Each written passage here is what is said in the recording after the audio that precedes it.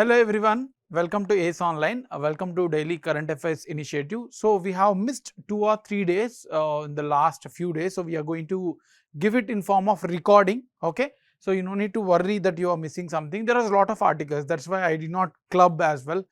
From our side we did not club 2-3 days current affairs because we have a lot of current affairs of 7th, 8th as well as 9th. Anyway, for 10th and 11th, Sunday and Monday we are clubbing and we are having a live session, right. So this is the current affairs of 7th March of this month, and the articles that we are going to cover for today 7th March is Supreme Court role in center-state relations. Not only just role of Supreme Court, we will go background, what has happened between the center and Kerala, why the Supreme Court has requested to for Kerala to accept the center's decision. So we will see in detail in that. Next one is El Nino and La Nina, the climate change events, we will see in detail. And then Gulf of Aden, it can be very important part of mapping, right. Then MH-60R helicopters, so very factual in nature, we will be seeing in a brief manner.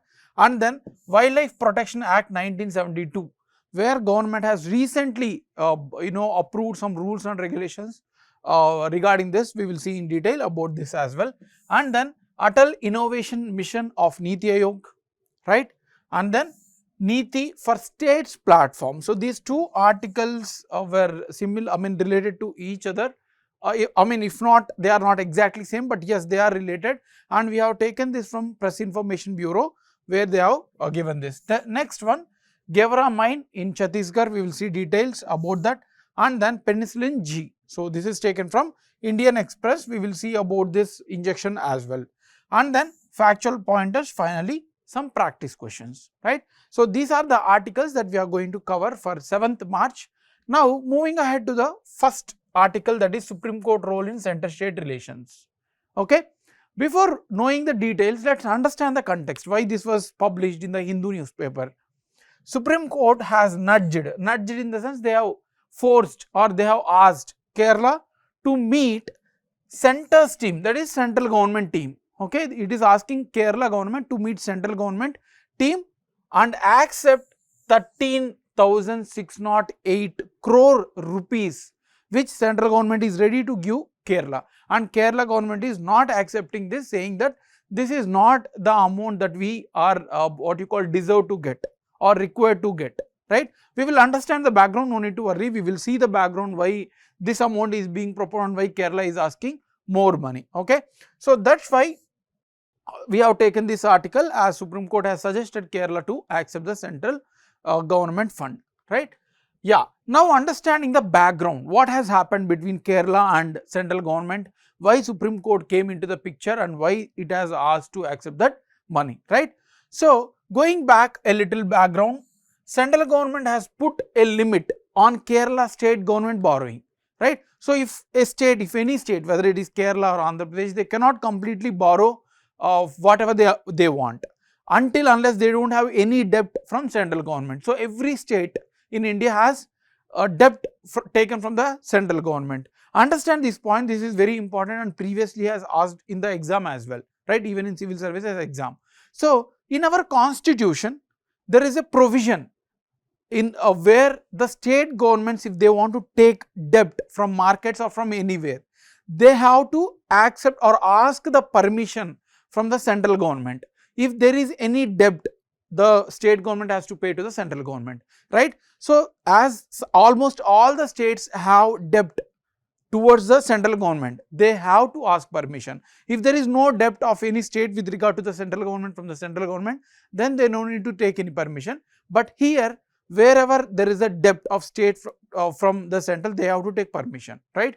So that's why the central government has limited it, you cannot buy or borrow certain amount of money beyond certain limit. But Kerala want more of money because it is not in a critical, it is in a critical situation, it is not in a proper situation to have the funds. So that is the importance of central government limit on state government, right. Then 15th Finance Commission, the existing Finance Commission, also noted that Kerala is the state where they have high amount of debt.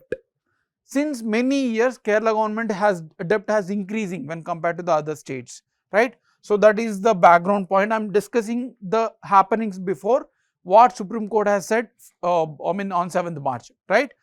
Then data also revealed that the fiscal deficit of Kerala. Fiscal deficit means the total borrowings of the state government or central government in that year plus liabilities. So fiscal deficit means in that year only, okay, debt of government in that year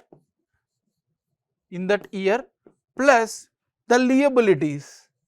Liabilities means what government has to pay to someone, right, beyond not only debt, but yes, liabilities will be there, maybe how to pay in the future, which has generated in this year, right. So those debt as well as liabilities together are called as fiscal deficit, and that should be limited to 3% of total GSDP. That means whatever the state government is producing in that year. GDP means you all know, this is gross state domestic product. GDP means gross domestic product, that is of the central government, but here the overall union government or the Indian territory, but here GSDP means what amount of GDP produced in the state boundaries. So there is a limit given by FRBM Act. I will see about the FRBM Act. So there was already an act passed in 2003. According to that, there should not be any fiscal deficit beyond 3% of total GSDP, right. So Kerala government has crossed this many times, never met this target in the last 10 years, right. So we have seen the central limit and then Kerala situation as well. The state also contends that center move. So we have seen the Kerala's condition. Now Kerala government side also we need to know, right. So Kerala government is saying that the center's move, whatever they have limited, is against the fiscal federalism. We are already in financial crisis and you are not providing the money, so where we need to get the money? So it is saying that we were required approximately 26,000 crore, right. So earlier it was for many states or even for Kerala it was 32,422 crore limit. For Kerala government the limit, borrowing limit is 32,422 crore, but central government has limited it to 15,390 crore, right. So this is the this is the earlier limit and this is the new limit, but the Kerala government has said that we actually minimum requirement for us is 26,000 crores we need, and you are putting limit as 15,390 crore, where we need to get it the other things. So that's what the Kerala government questioning the central government's limit, right. So they have also protested, even in the Delhi they have protested that this is against the fiscal federalism. Federalism means having sufficient powers to the states. So fiscal means related to the money or government money, right. So this is against the state governments or fiscal federalism of the state government. That's what the Kerala government has protested, and the center in response claimed that no, we are not putting any limits, but because of your financial condition, financial mismatch that you have done since many years was the situation that was arisen, right. So this is the background what we have seen, what has happened, why the central government has kept limit, and what is the condition of Kerala government, and the arguments between the Kerala state as well as the central government. Now we need to know about the constitutional provisions as well, what type of fiscal federalism principle they are talking about, right. So there is an article 293 mentioned in the Indian constitution which grants fiscal autonomy. Fiscal here means government, always remember fiscal means government. So government autonomy of the states mandates them to borrow only within the Indian territory. That means they cannot borrow beyond Indian territories, like from other countries or from World Bank or from IMF. Only the central government can do that, but not the state governments. They can borrow anywhere within the country. So that's what the condition has mentioned, and Kerala was pointing to this article that we have given the freedom by the constitution itself. So why you are restraining us to borrow, right? If you are not giving, just keep quiet. Why are you putting limit on us, even if we have power derived from article 293? So that's what the Kerala government has argued. All the transactions between the center and the state governments are regulated under Fiscal Responsibility Budget Management Act. See, over the years, the central government or the state governments kept increasing their debt, right? So in 2003, central government has brought an act so that the debt of states as well as the center can be limited. and that's how the country can go forward, right. So this act limits the fiscal deficit as well as the debts of both central as well as the state government, right. So the Kerala government has said that this act, whatever they are passing, FRBM Act, this was again amended. Amended means changed in the 2021 or 22 as well. So Kerala government is saying that they are changing the act whenever there is needed, and it is affecting the Kerala government in terms of their borrowing limit. They are not in a good fiscal condition, so we want more money. This act being changed by the central government, and that is affecting our finances. That's what the state government says. And the FRBM Act was lastly amended in 2022, that 4.5% of GDP should be achieved as a fiscal deficit. Now, earlier it was kept as 3%, but because of COVID, we were not able to achieve that, and the debt also increased. So that's why this 3.5 limit was increased, 3% limit was increased to 4.5% GDP, and that should be achieved by 2025-26. So that's why Center is saying that we have a target given by the act, so we cannot give you the permission to borrow whatever you want. You should achieve this target. That's what the central government has said. Now, why Supreme Court has come into the picture? We have seen the background, the role of Kerala, and then central government, and then constitutional provisions, FRBM Act. We understood all those things. Now, why Supreme Court came into the picture? Because Kerala government has filed a petition in the Supreme Court that central government is infringing into our rights. So that's why the Supreme Court comes into the picture. So Supreme Court has considered all the views of both center and the state governments, and they have announced certain things. Before that, let's understand the Article 131 of Indian Constitution. So under this Article 131, whenever there is a dispute between the states and center, only Supreme Court has power to come and consider those whatever the petitions filed by both these, right. So there is no role for high courts or any other lower courts in dealing with the center-state relations. So this article confers Supreme Court exclusive and original jurisdiction related to few things. That means no other court can be involved. One, between the government of India and one or more states on other side. For example, I am the central government and there are two other state governments filing against me. So in that cases, only Supreme Court can dealt, right. Or between government of India or one state on one side, so central government, and there are 2-3 states with me and some other states on other sides. So in these two conditions, only Supreme Court can come into the picture. Along with that, if there is any dispute between the 2 or more states, so there is no center, but 2 states are involved against each other. So in that case also, Supreme Court is the sole authority to judge that, right, petitions. There is no role for High Court or any other lower courts. Now, what did Supreme Court has said to the Kerala?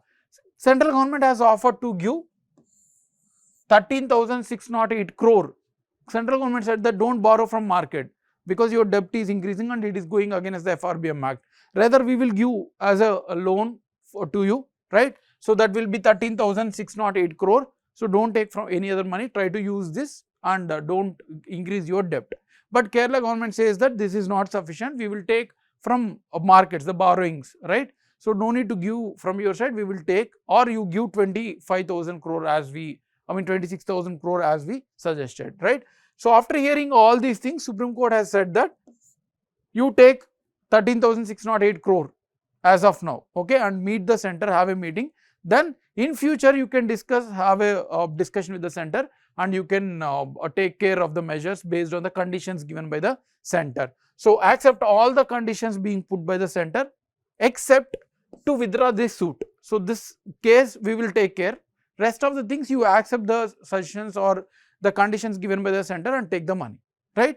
So this is what the article talks about, right. So what we have seen now, we have seen the Supreme Court giving directions to accept the money, and we have seen the background of Kerala's finances condition and what central government has kept the limits, and then we have seen the constitutional provisions as well which are relevant for our exam, and finally we have seen the role of Supreme Court and its final judgment, right.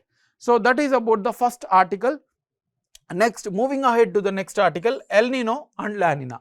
We have already discussed this in one of the sessions 1 month back. Anyway, if you are following current affairs, That's how the things come. You will keep getting 2-3 articles repeatedly and your brain will be easily remember, right. So the context is this: we have got an article in the Hindu as well as Indian Express because some study of World Meteorological Organization was published. So World Meteorological Organization has published a report related to the El Nino and La Nina condition and specifically related to the India as well. So El Nino has peaked and it is one of the 5 strongest on record till now. Since the earth we have formed, El Nino is the one of the top 5 strongest effects on the world this year, right. So we will see what is El Nino and La Nina and we will see why this has negative aspect on the Indian subcontinent, right. So let us understand here.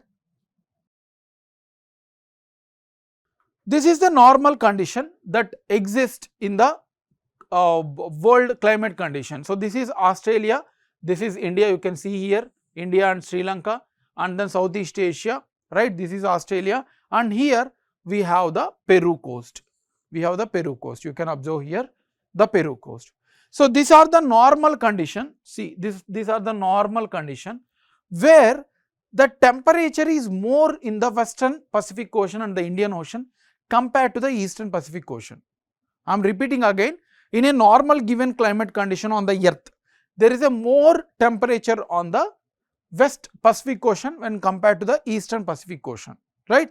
So always the winds move from high pressure to low pressure zone, right. So if you suppress anything, there is a high pressure, they will escape and move to the low pressure zone, right. So if there is a low temperature here, that means air particles are moving part. If it is colder one, then particles are very close to each other, right.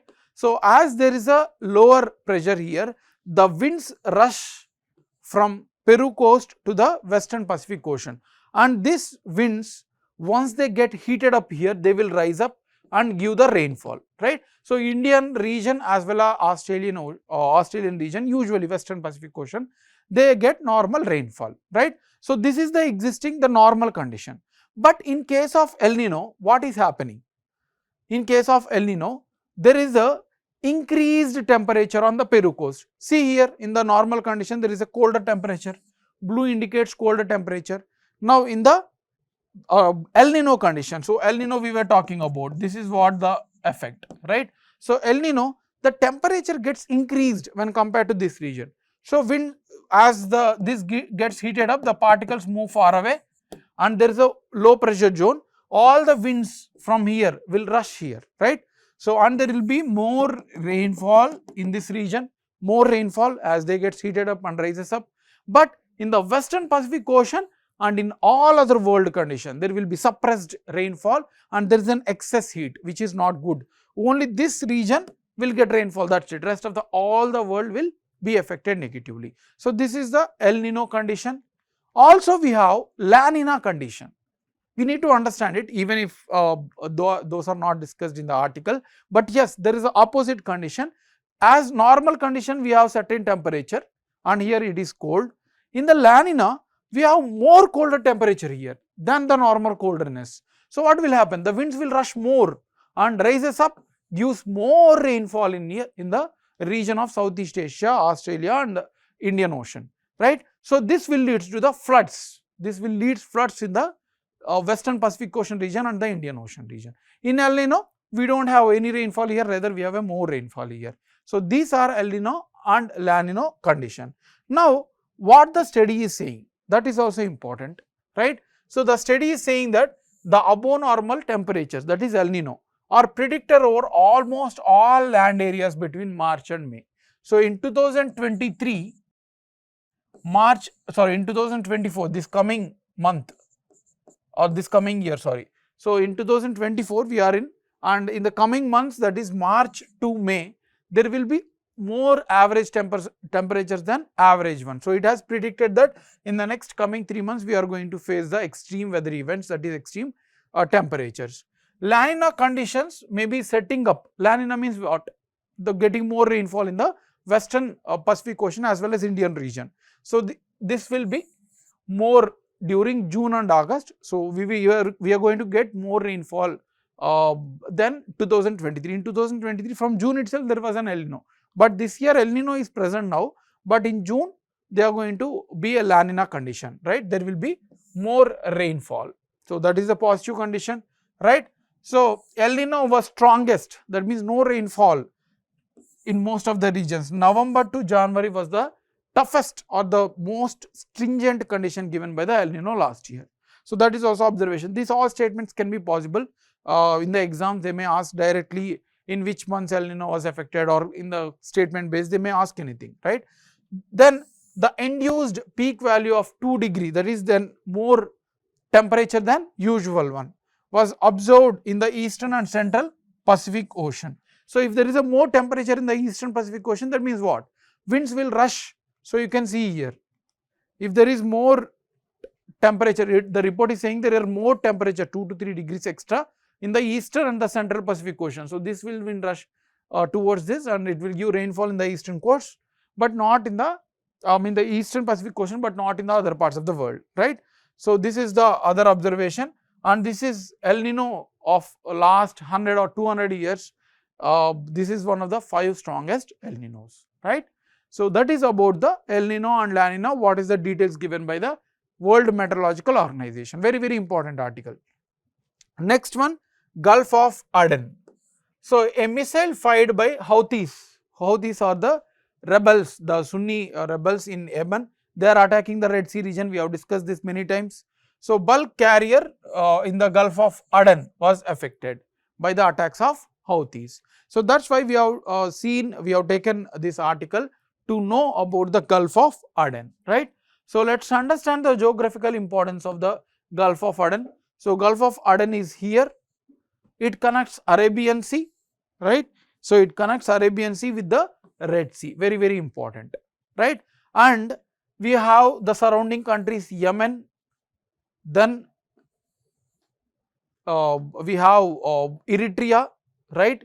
We have Djibouti, right? So these are all the countries that are surrounding the Gulf of Aden. Here we have a Bab el-Mandab Strait. So you can see here, yeah, one more country here, Somalia is there, yes, Somalia. So you need to remember what are all the countries surrounding. Firstly, Gulf of Aden connects Red Sea and Arabian Sea, and the countries Yemen, Djibouti, Eritrea, Somalia. So these are all the countries. They will ask you in the exam, right? And one more important thing, here there is a Bab el-Mandab Strait. Strait is a narrow water body that divides the 2 land masses, or connects the 2 larger water bodies. So Gulf of Aden connects the Red Sea via Bab el-Mandab Strait. So that is also important, right? So these are all the important points about the Gulf of Aden. You need to remember the countries that are surrounding and the water bodies that are surrounding. So as we have seen this already, Arabian Sea and Red Sea is connected, and it is bordered by Yemen, Somalia, Djibouti, Eritrea, and then Arabian Peninsula. It also contains small islands, and one very important one is Socotra Archipelago. So there is a Socotra Archipelago here. Yes, this one you can see the smaller land mass, Socotra, right? So this is located in the Gulf of Aden itself. So they will ask you in the exam. This island, this small island is very popular for flora and fauna, right? So that is about the Gulf of Aden. We have seen the geographical countries and then water bodies and all, right? Next article is MH-60R Seahawk helicopter. Why we have taken this article? Our Indian Navy commissioned first MH-60R multi-role helicopter squadron with the name Seahawks at Kochi. Which place? Kochi. That is also important. So we have inducted this. We means here Indian Navy has inducted this helicopter into our battlefield, right? So that's why we are taking this article. Now we will see about this helicopter as well, which is important. There are very important things. So this helicopter consists of lot of things, including anti-submarine warfare, anti-surface warfare. So I may read these things, but you may little bit confused. That's why I will explain you. So just understand torpedoes, then AGM-14 Hellfire missiles. So, you may be confused with this. Let me come to one by one. So, this helicopter has a multi-role. That means this same helicopter can perform warfare, it can hit the ground targets, it can hit the underwater targets, it can also evacuate. So, that is why let us see what are all the things it can do. First thing, anti-submarine warfare. Submarines are where they are travel, they are underwater travelers, right. So, the submarines of different navies travel under the water. So, if any enemy is passing through our water, then this helicopter can launch torpedo. So, that is called as torpedo. Torpedo means an underwater missile. So, it can travel underwater and destroy the ship, right. So, this anti-submarine warfare can be used through the helicopter which can launch torpedoes. Second one, anti-surface warfare. That means on the land. So, from helicopter not only water but also on the land, it can hit using AGM-14 Hellfire missiles. So, these are the missiles from air to land. Torpedoes are air to water. So, this AGM-114 missiles can be used to target on the land as well, and then search and rescue. So, this helicopter, if some misses elements happens in the oceans or land, so this can capture or this can insight using the laser technology and can find the missing elements as well. Similarly, medical evacuation. So, whenever there is a necessary of shifting the troops from one region to other region during wars, so this can also be done. So, it is basically multiple task helicopter which can handle the various elements, right. So, that is what inducted into our Navy. Next article, and very important article, fifth one, the Ministry of Environment, Forest and Climate Change has notified the rules for the purpose of section 49M, section 49M under the Wildlife Protection Act. So, it has notified the rules. Now, you may ask, what is section 49M? Yes, section 49M Act provides that any wildlife property, you can take any deer, you can take any tiger. So, it is a wildlife, we cannot hold, right. So, we cannot hold them with our own houses and all. So, it is not permitted by the government. But yes, there will be certain conditions for tourism or from other medical purposes and all. So, that is why if someone is possessing any wild animal or transfer from one person to other person, or the death of living. So, if some animal is living with you and it got died. So, all these things has to be reported to the government, has to be registered when you are holding it, and after happening something you also need to report. So, for these things government has put forward the rules and regulations, right. Now, what are all animals covered with the rules and regulations, what animals to be registered, what type of animals should be reported in form of transaction. So, those are nothing but the sites and the listed animals under Schedule 4 of Wildlife Protection Act. We will discuss Wildlife Protection Act, no need to worry. Just understand that the rules has been framed to those animals which were kept under Schedule 4 of Wildlife Protection has to be registered or followed certain rules and regulations. That is why this article. Now, what is Wildlife Protection Act? This is important, right. So, we will see in detail, this is just a context, yes, right. So, now we will see the details about the Wildlife Protection Act. You all know that animals, wild animals especially, got extincted after independence because of poaching, because of hunting, many other reasons, right. Even man-animal conflict was there. So, after seeing all these events, Supreme Court or even not only judiciary but many other international conventions has asked the Indian government to, India government itself has felt that it is necessary to protect the wild animals. So, they have passed an act with all rules and regulations, how to protect, what to follow, what are offences, all these things were kept under Wildlife Protection Act. It includes management and then regulation, control of trade, plants, animals, everything was covered under the Wildlife Protection Act. Now, earlier there were 6 schedules in the Wildlife Protection Act. Now, there are only 4. Let us understand the previous provisions. It was removed and changed in 2022. So, Schedule 1, there are total 6 schedules earlier, Schedule 1 as well as Schedule 2. Schedule 1 as well as Schedule 2, we have animals which are very endangered, their number is getting decreased. So they have been kept under schedule 1 and schedule 2, which were given absolute protection. Sir, why there are 2 schedules? It should have been 1. Yes, it must have been 1, but government has subdivided into 2 things. Most important one were kept under schedule 1, and yes, the second list also important, but not very endangered animals. So those were kept under schedule 2. So these are given absolute protection from hunting. Any of the species in schedule 1 and schedule 2 cannot be hunted, right? And then schedule 3, schedule 4 were given with the less important animals, right? Though they are, yes, they are wild animals, we need to protect, but they were given with the less stringent measure, so that whenever there is necessary, there is less rules, regulations to take, to use of those animals, right? Next one, schedule 5, here there are ducks, deers and other what you call vermins like mouse, all these things. These are least protected and they can be hunted, right? So this is just they need with a small permission, that's all. So there is no other thing which is affecting, right? And then schedule 6, which keeps under the what you call plant life. So this schedule 6 protects the plants, right? So that is those schedules, but anyway you no need to worry now because this has been changed, just to make you understand what is the condition in the earlier. Now there are total 4 schedules at present in 2023.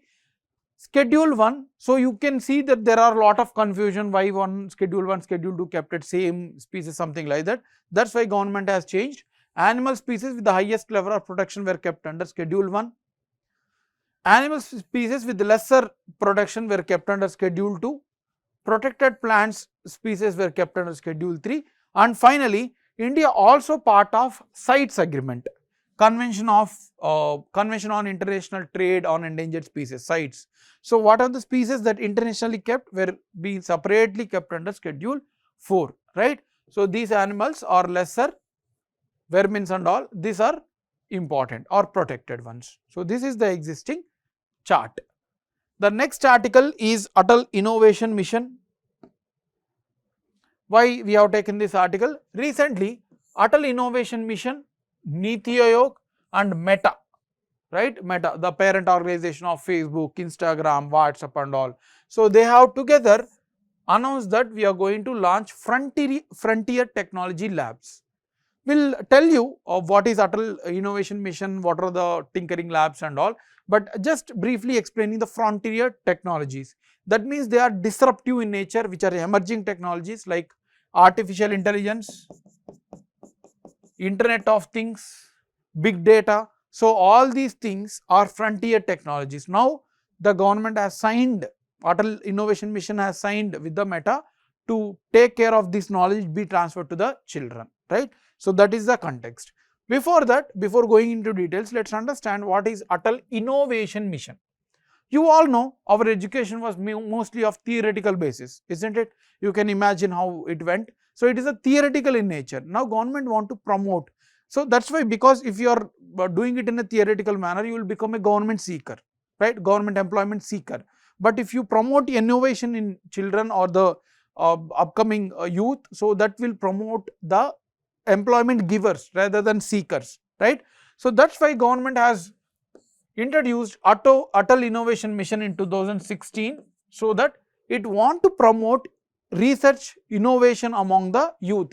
From schools itself, they want to promote entrepreneur and innovation activities among the Indian children. So that's why this Atal Innovation Mission was launched in 2016, and it aims to promote and create innovation, entrepreneurship among the not only the students, school students, university students, research institutions, MSME and industrial level. So everywhere they are promoting innovation and entrepreneurs, right? So that is the article. And then also, not just about this, just Atal Innovation Mission itself, all the initiatives of Atal Innovation Missions are being handled by Niti as of now. Niti is launching this, handling this project, Atal Innovation Mission. Also, as part of Atal Innovation Mission, there were Atal Tinkering Labs which were created among the schools, not only government but also private schools from 6th to 12th. So they have created Atal Tinkering Labs, where the innovation as well as entrepreneurship will be promoted among the students from 6th class to 12th class. This is very, very important, Tinkering Labs, right? And what the agreement involves? The agreement involves to set up the frontier technology labs, because we don't have technology or the expertise. So Meta, we are taking help from Meta, and these FTLs, frontier technology labs, will be created under the schools, right? So that there will be promoted to learn these new technologies. It aims to ensure that diverse background students, there is no caste, there is no religion, nothing. Any students can come and learn this what you call frontier technologies. We have seen the definition of frontier technologies as well, right? So that is about the Atal Innovation Mission and the new MOU signed with the Meta. Next article, Niti for States platform. So there is a new platform launched by the Niti Aayog, right? So Ministry of Communication, Railways and Electronic Information Technology Minister, Shri Ashwini Vaishnav. So he was the one who launched the Niti Aayog for States platform. That's why we have taken this article from Press Information Bureau. Now, what is this Niti for States platform? You all know that there are a lot of success stories. There are reports from Niti Aayog. There are many success stories. There is more what you call policy documents, best practices, not only in India but across the world. So Niti Aayog is collecting everything related to all these things and kept at single platform, that is Niti for States platform, so that states will come and know those what you call the documents, the data, and accordingly they can take the best decision, right? So it aims to become a digital public infrastructure. So what is digital public infrastructure? That means digitally you can use anything. Anyone can use this technologies like internet, you can say, some websites, some blogs. So these are all the digital public. So everyone it is available, for everyone it is available for free. So government or Niti Aayog is aiming to do this for states especially, so that the governance, so to reduce corruption, to promote digital transfers, transparency within the government, accountability, all these things will enhance through state governments accessing this data and following the rules or regulations kept or the success stories kept under these studies, right? So that is about that article. Very simple. Niti Aayog, Niti for States platforms launched to put all the data at single place for the improving the governance in the states. Next one, very factual in nature, Gevra mine. So recently the central government Ministry of Environment has cleared the permission to expand the present 52.5 million tons per annum to 70 million tons per annum. So the mining activity in Gevra mine has increased from 52.5 million tons per year to 70 million tons per year. So it is going to become the Asia's largest coal mine, because the amount of extraction was increased by Ministry of Environment, right? So now the details about the Gevra mine. It is located in Korba district, Chhattisgarh, and the owner of the mine, they may ask all these facts. Southeastern Coal Fields Limited, largest coal mine in India. Yes, this is the largest coal mine in India and it is going to be the Asia's biggest now, right? So what is the length and breadth dimensions? Length is 10 kilometers and breadth is 4 kilometers, right? So it is a rectangular shape. So these are the details, and as the context come, you can see the top 5 largest mines, coal mines in India. Gevra, Chhattisgarh, then Kusmunda in Chhattisgarh, Deepka in Chhattisgarh. So all the top 3 coal mines are located in the Chhattisgarh, and then Bhubaneswari, Odisha, and then Jayant mine. Jayant mine.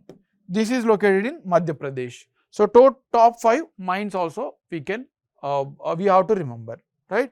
So that is about the article. So what we have seen, it's a very simple thing. It is going to become the Asia's largest and the facts related to it. The last article of 7th March, India will be restarting the manufacturing of Penicillin G. So you all know this is childhood, we used to have this, right? So a very popular injection. India has stopped manufacturing it since COVID times, and India is going to relaunch its manufacturing. That's why we have taken this article. You don't need to worry, we will see background why India has started and why it want to restart. So, the production of this Penicillin G will be restarted by mid of 2024, and the institute or the organization which is going to produce is Aurobindo Pharma. So, this is going to reproduce it. Now, let us know what is Penicillin G injection. You might be aware about it already. So, it is an active pharmaceutical ingredient, API. What is API? Any core drug that is used in manufacturing of the medicine is called as API. Say for example, if you are manufacturing any paracetamol, there will be certain ingredient which is affecting, affects your body to reduce the disease. So, those are called as APIs, active pharmaceutical ingredient. So, this Penicillin G is one of API used in several common antibiotics. You all know, childhood we used to have it, which can reduce diseases like meningitis, right, gonorrhea, sepsis, and then some pneumonia as well. So, all these things can be cured through Penicillin G injection. Now, because let us understand the background also, because Chinese products were much cheaper. China was developing this Penicillin G much cheaper, half of the cost of India producing. So, where the companies will buy, where the shops will buy, they will rather buy from China rather than from India, because they want to spend more money. So, that is why if India was not able to produce with the cheaper cost, so all the companies were buying the Chinese product, not only in India but across the world. So, that is why the production was stopped. Nobody is buying Indian Penicillin G, why we need to produce? So, production was stopped in India, and China has captured all the market, right. So, that is what has happened previously, and this Penicillin G is a what you call the narrow spectrum antibiotics. There are two types, narrow spectrum antibiotics and broad spectrum antibiotics. Narrow spectrum antibiotics are those which can cure certain strains, like COVID we have one strain, right. So, similarly we have strain for malaria, we have strain, different strains are there, right. So, this injection can only cure certain what you call strains. That is why it is a narrow one, it is not a broader one. If you take what you call you can take example of paracetamol, which can cure many diseases, right. So, it is a broad spectrum antibiotic, but now here Penicillin G is a narrow spectrum antibiotics, right. So, this is about the Penicillin G. Now, why India has shut down?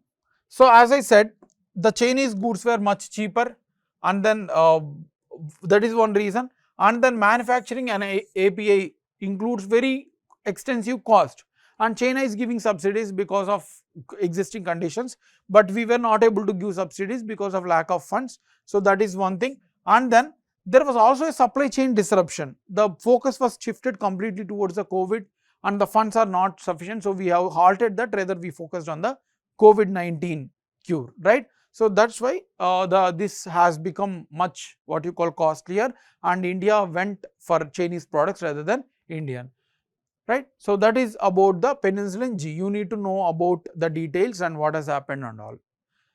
Next, the factual point is there are around 5 to 6 facts. Recently, our Honorable Prime Minister has launched first underwater metro station or underwater metro tunnel.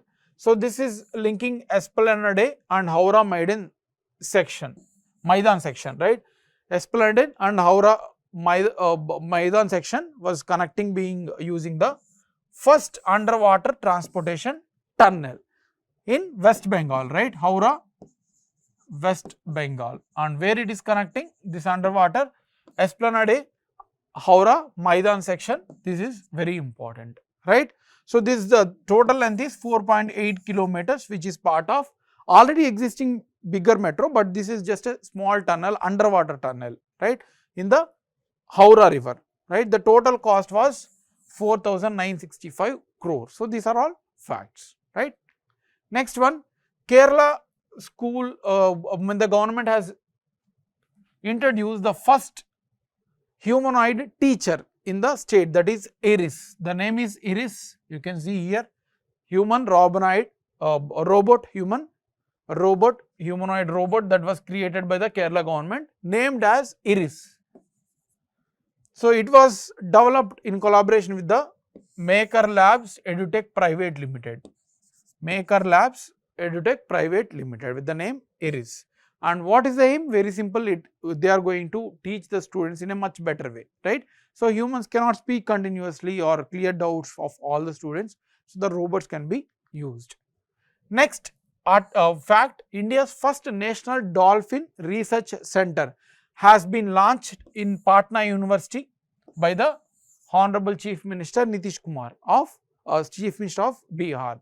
So, this was launched in Patna University, that is located in the Patna. And what is the aim? It aims to research, it aims to help those researchers and students who are doing research with regard to the dolphins, especially Ganges dolphins, our national aquatic animal. So, this is the fact. Next, Shimla has become the center stage by conducting the first ever Asian River Rafting Championships. You all know river rafting, right? So, this first Asian River Rafting Championship are being held in Shimla, Himachal Pradesh, right? And this is being conducted on Sutlej River. Very important facts to be remembered. Next one, the last fact, France has become the first country to give the right to abortion as a fundamental right under the constitution.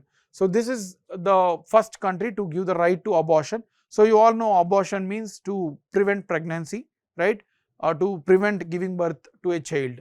Anything related to those, the woman has the right now, right. So, France becomes the first country. Now, the practice questions, we have seen the articles, you can revise those things and now you can solve some questions. First one, which of the following is covered under the original jurisdiction of Supreme Court? That means original means no other courts can what you call pronounce anything, right. So, only the Supreme Court has that. Dispute related to civil matters? No, not related to this, we have seen. Dispute related to two states of Indian Union? Yes. Disputes related to criminal cases? No, High Court, all the courts other can oversee.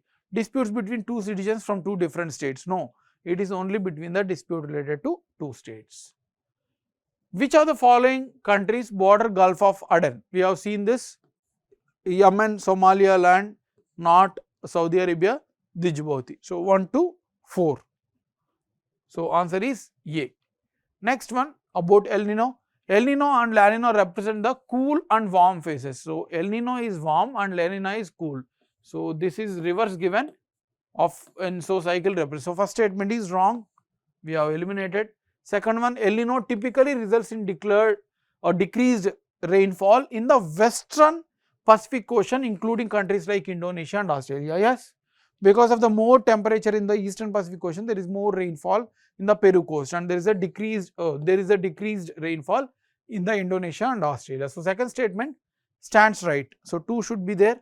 El Nino has adverse effect on southwest monsoon of India, but La Nina has no effect on monsoon. No, this is wrong. We have more rainfall, right. So, it do have impact. So, third is wrong. So, answer is C. Next one, Atal Innovation Mission is set up under. So, this some issue with the PPT. Anyway, this is not related to Department of Science and Technology, Ministry of Labour and Employment, not Ministry of Skill Development, rather it is a Niti. So, answer is C. Last question, Gevra mine is located in North Madhya Pradesh. So, we have seen this is going to become the Asia's largest. So, Chhattisgarh is the answer, right. So, thanks a lot. So, this is the session. We will also upload 8th and 9th March as well, right. Thank you.